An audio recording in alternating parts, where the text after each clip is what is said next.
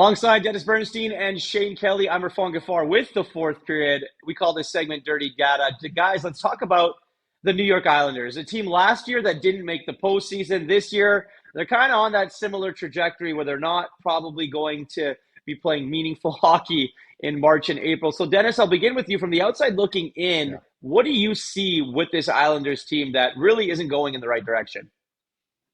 Well, you could hear all those chants last night about Lou. Fire Lou, get rid of Lou. Lou must go because he's paying the tax now for doing nothing in the postseason. He thought this team, the way it was assembled, could go back and, like a couple of years ago, get to a seventh game against Tampa, and it's just the offense isn't working.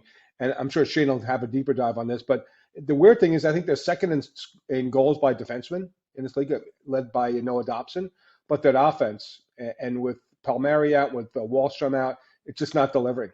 Guys like Beauvillier, Josh Bailey's never been a big goal scorer, but just the offense isn't there. And I watched the game against Minnesota at home, and the game, it was just another repeat against Boston. Granted, nobody's beaten Boston now, but the offense just is anemic at this point in time. I like this team to make the playoffs 3 weeks ago. Now it's a toss-up. The thing I find really interesting about this group is that at the start of the season, there was all this talk of the shackles coming off, and we're going to play a new style. We're going to be more offensive. All this talk of freeing Barzal and all their other players. Here we are, about halfway through the season, and what does the Islanders' offense look like? Well, they're bottom 10 in the league in transitioning the puck with control, so carrying the puck in or passing it in. They are first in the league in attempting stretch passes to enter the zone, and they are about middle of the pack in terms of their forecheck usage in the 2-1-2, which is a far more offensive way to forecheck than the traditional, Islanders approach has been.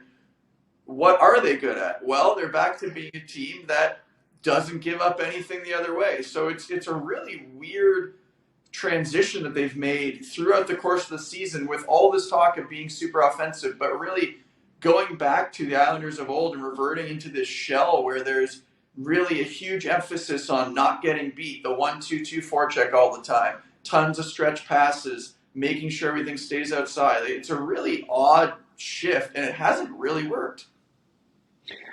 DB, when you look at this team right now on paper and you say, okay, haven't made the playoffs last year, probably not going to make the playoffs this season. If you're the general manager of this team, is it kind of rebuild and, shape this team around Matthew Barzal? Or is it one of those things where you kind of try and want to do it on the fly? Because you do have some veterans. You got some guys that are veterans that have been in this league for a really, really long time, and guys that are, entering their veteran stage. So what would you do if you're the GM?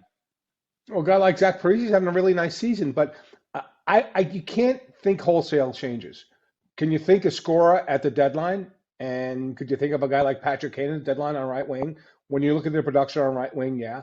And the other issue is, remember, beginning of the season, Barzal, he wasn't scoring any goals. People were like, when's he going to score a goal? Now his stick got hot, and guess what? Brock Nelson, the 2C, he hasn't scored in 14 games.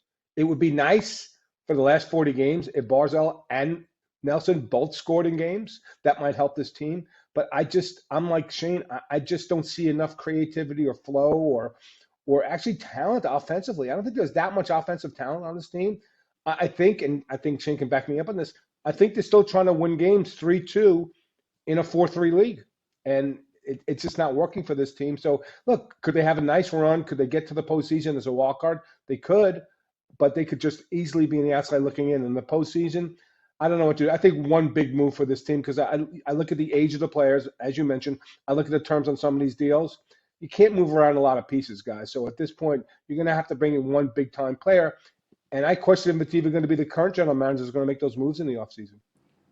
Yeah, couldn't have said it better. To me, an obvious move for them is to get in on the Timo Meier sweepstakes if that's somebody that San Jose tries to move. He's a right winger. He's got size. He's a 200-foot player. That seems to be what they want to do. My question for this group, and it informs the answer to whether or not you want to rebuild, is are you serious about unlocking the foundational pieces, Barzal, Dobson, Wallstrom, offensively? Because if you are, at that point, I think it makes sense to just retool and try to bring in a player or two.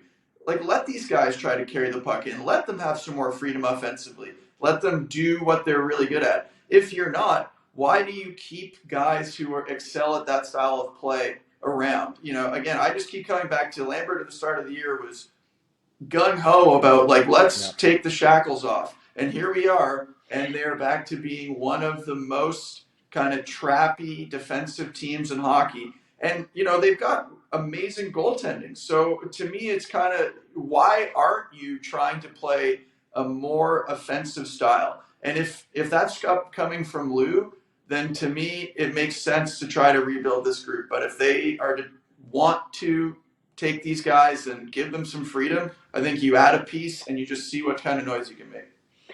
Matt, you mentioned the amazing goaltending. Ilya Sorokin will be another representative for the Metropolitan Division representing the New York Islanders at the NHL All-Star Game in Florida as part of the fan vote. Gentlemen, thank you very much for this. That was Dirty Data, this time brought to you by the New York Islanders.